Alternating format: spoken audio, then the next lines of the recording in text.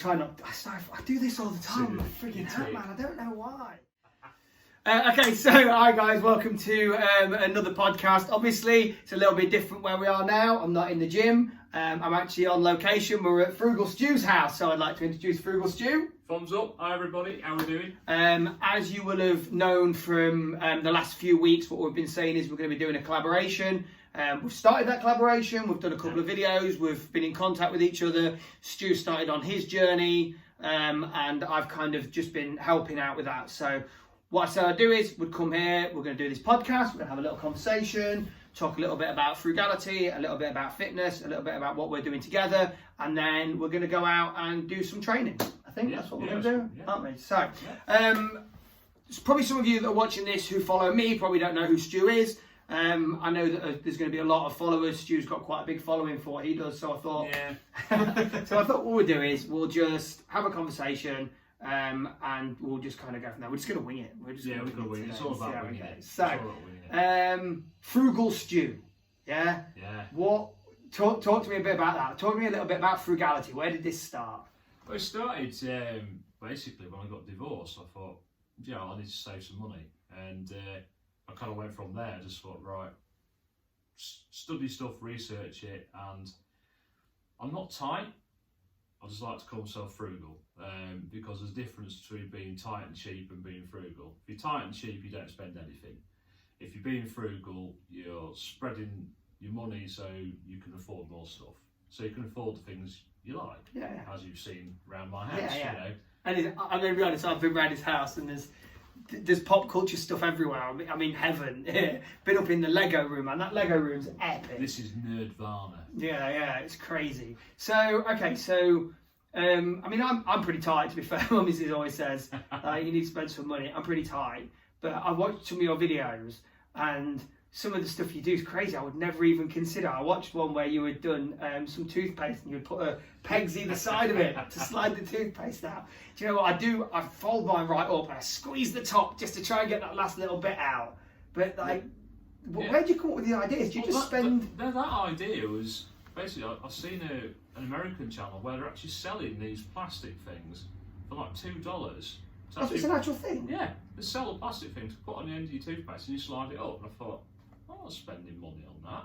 I'll just do something. And that's what I did. I just 2 sticks, bit of rubber band, done. That seems about right for the Americans though, doesn't it? Right, how much money do you think you save on that toothpaste? Probably pence, probably less than pence. So you're going to spend $2 to save yourself pence on I mean, how long would it be before you make your $2 back? Price. I mean, it's not just the Americans; the British are like it as well. It's like, I'll spend money on that to save money on this. Yeah, it doesn't quite work. If you're going to save money, you make it from nothing. And just bodge it together. Yeah, it is good though, because you think of what we're going through at the moment. I know we've just had the conversation about the cost of living crisis, and I would say before the last 6 months, it's not something that's really bothered me. I'm not frivolous, but I've never really thought about where I can save money, or like we buy so much food we don't eat, and it ends up getting binned. But in the last few months, we're like, actually, we need to start meal planning. We need to start thinking about what we are buying and make sure we're eating everything we can. And I think there's going to be people that watch this who kind of cotton on to what's going on, and even people that follow me that aren't into frugality and they're not really thought about it before, are going to go, actually, this is a really good idea. Because even now, if you can save yourself, even if it's a tenner a month, like a tenner a month can make a big difference to some people. Absolutely, and in a minute, like we just discussed, it's a bad way of learning frugality and getting saving money, but it's kind of a necessity now. You've really got to look at all your stuff and think, right, I've got to cut this down. And the best way of starting is doing a budget. Even if it's just writing on a piece of paper, just do a simple budget so you know what's going in, coming out, and that's it, and just go from there. So like making a list of everything that you spend throughout the month. Absolutely, yeah. I mean, I've got like a budget book. Which has got everything written out for you. So say I'm spending money on food, so you've got your food column, so you're putting out what you spend, how much every day. It can be a bit laborious, but that's a big word for me, isn't it? I like to have intelligent people on this podcast, you know. Yeah. But it works because you save yourself so much money. You know what you're spending really. Yeah. And like we say with food, spending money on food. I try to keep an active shopping list, which is basically I have a list on the fridge. I ain't got the minute. I took it off. But as soon as you run out of something, you write it on the list. Yeah. And so on and so on and so on. And I actually write down what's in my fridge, what's in my freezer, and what's in my cupboard. So I know, so instead of going rustling through them, I can go, right, I've got chicken Kievs in there. I'll let them out, you know. So the principles really are the same as the principles that I apply and I teach to my clients for fitness. Yeah. It's the same thing. It's being consistent with what you're doing, making sure that you're living it as a lifestyle and not just, oh, actually, I've saved all this money this week and then I'm going to go have a takeaway at the end of the week. And, you know, just making sure that you are being consistent and you are living it as a life. And it's organisation, the same with your stuff. You've got to get everything organised and it's common sense. I think that's one of the biggest things that people struggle with in modern society. It is having that organisation and being strict and having the get up and go and the drive to do what they need to do, whether it's health, whether it's fitness, whether it's saving money. I think there's so many people out there that just go, well, like, nobody's giving me a break, and I've said it before on my podcast, nobody's giving me a break. Nobody's shown me how to save money. Nobody's shown me how to be fit and healthy. And sometimes you've just got to go and find it yourself. You've got to do it yourself. Exactly. It's exactly the same thing for everything. You just go and go look for it. You can't expect people to do it for you. So how much of your frugality, your tips and stuff that you show to everybody else, how much of that do you work out yourself and do you sit and think, or do you go trawling through the internet for stuff? Is it a mixture? Yeah, it's a mixture. Some of the stuff I kind of do myself anyway, which I've thought of myself, but then when I go and look through it on the internet, people do it anyway. So a lot of stuff I do find stuff, and when I find it, I'm actually doing it anyway. So yeah, you know, it is a mixture there. Yeah. God, it's so cool though. Yeah. Like, do you know what? So me and Stu, for those of you that don't know, me and Stu, we kind of grew up together, grew up in the same village. We went to the same primary school. I've known you for a lot of years, but we've been out of contact for a good 20 years, I would say. And I've seen you on social media and stuff, but I live a long way away, and I joined the army, and we take different lives to where we are now. And I know you've said that you feel like it's fate that we were brought together. I think so. Yeah. And I kind of believe in, if you do good things for people, then good things come back your way. And a lot of what I do selflessness, you know, I want to help other people. And I don't know how it even came about that I saw your channel. I don't even know what happened. And I thought, weird, wasn't it? So I just reached out to you one day, didn't I, and said, this is pretty cool. Do you fancy doing some kind of collaboration around fitness and frugality? And then from that, I thought to myself, do you know what? This is a perfect opportunity to get my life in order. And then we went from there, didn't we? Just doing and throwing. So let's move away from the frugality a little bit. Let's talk about what it is that we're going to do and what I'm going to do for you. Yeah. So what kind of spurred you on to start taking on the Fitness Hutch program? Basically, I've got a heart condition, which is called atrial fibrillation, or AF for short. Yeah. So it means that the top of my heart, the electrical signals, instead of doing a normal branch out and making it pump normal, they've gone all over the place. So it goes crazy. So 1 minute I could be 80 beats a minute. I could probably get up and do something. It'll be 140 beats a minute. Yeah. You know, it just goes all over the place. So I want to do it because of that. Because if I don't lose weight, I'll die. You know, without being blunt about it. So I've got to do that. And of course, heart problems runs in my family. You know, I lost my mum to a heart attack, my brother last year, and it's a case now. It's like, right, it's got to happen. My own sister had a heart attack as well. She's all right. But that shit plays on your mind though, doesn't it? Yeah. When you start getting to our age, you know, 40s, mid 40s, early 40s. Yeah. Just 40. Just 40. Yeah. Sorry. I say mid 40s. Like, I'm not even 42 yet. I'm still early 40s. But like, I've lost friends. Yeah. And people I know, and not just from heart conditions, but from all sorts of stuff. And you think, well, like, health has got to be a big part of this. And I know a lot of people say, well, if it's your time, it's your time. But I don't necessarily believe that. No. I think there's things you can do, and it's why I do what I do. It's health, fitness, and well-being, and I think it's not just about being able to run a marathon. It's not just about being stick thin. It's not just about being in a good mindset. It's about having all that stuff together.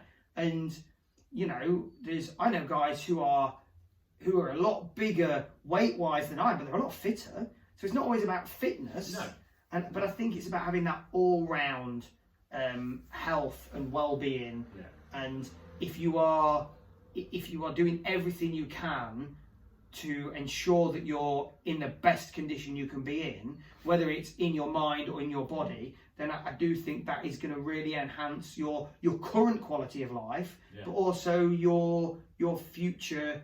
What's the word I'm looking for? How long you live for. That's what I'm saying. Your ultimate mortality. And you've got to want to do it. I mean, sometimes things happen in your life, and it takes you a while to actually understand that if you don't do this, you're going to end up on a slab. Yeah. Which is the same with me. I've lost weight before during the coronavirus thing. Brilliant. And obviously then this happened, and depression, and then I'm a comfort eater. So if I'm depressed, I go for the Haagen-Dazs, Yeah. I'm a Ben and Jerry's man. Fish food myself. But I used to smash a tub of that in a night. Yeah. And so this is one of the things that I often talk about, is making them changes. There was a time where when me and my wife had a spaghetti bolognese for tea, we would have a garlic baguette each. Yeah. Like a garlic bread baguette each. Now, so I had spaghetti bolognese for tea last night. There's 4 of us. We've got 2 kids now. We had one between 4 of us. It's 2 pieces. That's plenty. Yeah. A smaller portion. I would eat. Yeah. I cook the same now for me and my missus and the kids as me and the missus used to eat. Same amount of mince, same amount of sauce, and we'd smashed a lot between us. Yeah. And I look at the food now. We all ate a good meal last night, and I still packaged 2 up to put in the freezer for my daughter when she comes home from school one night. And I think the amount that I used to eat and the amount that I think some people eat, and I don't think they realise this, is just astronomical, and that is a lot of the problem. It's not about, and we are going to go out in a little while and do some exercise, and you are going to go, shit, no man, this is fucking hard. But it's not necessarily always going to be about that. It's going to be about 90% of this is made in the kitchen. And you see it on Instagram and YouTube, these ridiculously super jacked, ripped, massive pecs, women that are squeezing themselves into tight little leggings, and you think that isn't real life. No. Like, that's not, no. And you ain't going to get me in leggings. No. And I haven't tried, to be fair, I haven't tried. But I think you don't have to go and do an hour's cardio every single day and half kill yourself. No. I think you need to do, like what you said with your budget planner, the same thing for a meal planner. You, every day, no matter what you eat, from the minute you get up to the minute you go to bed, list everything you eat, and if you can, the times you eat it. Yeah. And then do that for a week and look at it and you'll go, Jesus Christ. Yeah. Well, I've done that and it works really well. Spot on, because when you look at it, you think, obviously, when I started it, I'm eating healthier anyway, but you think, maybe I could tweak that, cut that down. Yeah. And you can see exactly, like you said, with the budget planner, you can see exactly what you're doing. Yeah. And I've worked with a lot of people who I say, before we start, so they're going to start next week. Going to start Wednesday next week. Okay, between now and Wednesday next week, live your life normally and write down everything you do, like exercise-wise, and everything you eat, and bring me the planner. They bring their planners, and it's 2-3 pages. And I'm looking at it throughout the day, and it's this, and then that, and a yogurt here, and then I had a snack, and then I had this. Like, Jesus Christ, who eats 13 times a day? Like, you can cut this out, because you can drop them 1,000 calories in a day without them even feeling hungry, without even noticing. Yeah. And some of the, if you look at some of the top tip videos I've got, one of the top tips say for nutrition is finishing other people's food. I know it's not going to be so much a problem for you because you live on your own. Yeah. But like, if we have tea and we have pizza, my little boy leaves 2 slices. I'll have his 2 slices as well. Yeah. But I mean, I've done it where I'm trying to, obviously not now, but when I've been trying to batch cook stuff, I think, I'll cook that lot of chicken there, I'll have the rest tomorrow. Yeah. It hasn't lasted. I've had a lot in one go. Yeah, you leave it on the side. I'll have a bit more of that. Yeah. And it's funny because you justify it to yourself. Like, I'll have Sunday dinner, and we tend to overcook a little bit on Sunday dinner. A little bit of a frugal tip. It's not so much that we overcook, it's that we don't serve it all up on the plate, and there's bits left over. So there's some mash left in the thing. There's 2 or 3 roast potatoes, a bit of cabbage, and we stick all that in a bowl, and then the next day we use it for bubble and squeak. So you've got food for the next day. But I'll be like, I'm only going to have 4 roast potatoes with my dinner, and then in the evening I'll have 4 more cold ones off the side. And to me, I haven't had 8 roast potatoes. Yeah. I've had 4 with my dinner, and I've had 4 later on, so it's not as bad. I could just have them with my dinner. Yeah. But because you can't, and you have to get out of that mindset. Yeah. You have to be strict. Yeah. You've got to change your lifestyle, haven't you? Yeah, it is. It's about your lifestyle. Yeah. You've got to really look at yourself and think, right, I've got to do this. I've got to change how I am, and it's for the rest of your life. So how have you felt this week? Your first week? It's I've done it. I wouldn't say it's been hard, been different, and it's definitely been a challenge, and it's definitely been me looking back and thinking, shit, what did I used to eat? I know, and I think what you have to think is that it's not so much that it's what you've got to do that's hard, because it's easy what you've got to do, eat less, move more. It's the actual doing it that's the hard part, isn't it? It's the getting to, like, I get to like 3 o'clock and I'm like, oh, I could do with a chocolate bar. And and I couldn't. And it's not eating that chocolate bar. I'm not going to go, oh, I'm nice and full now. Do you know what I mean? You just don't. But it's that mindset. It's the addiction. It's like giving up smoking. It is an addiction. Yeah, food is an addiction. Yeah, because it makes you feel good. It's endorphins. Yeah. I mean, my major thing was I can't stand waste.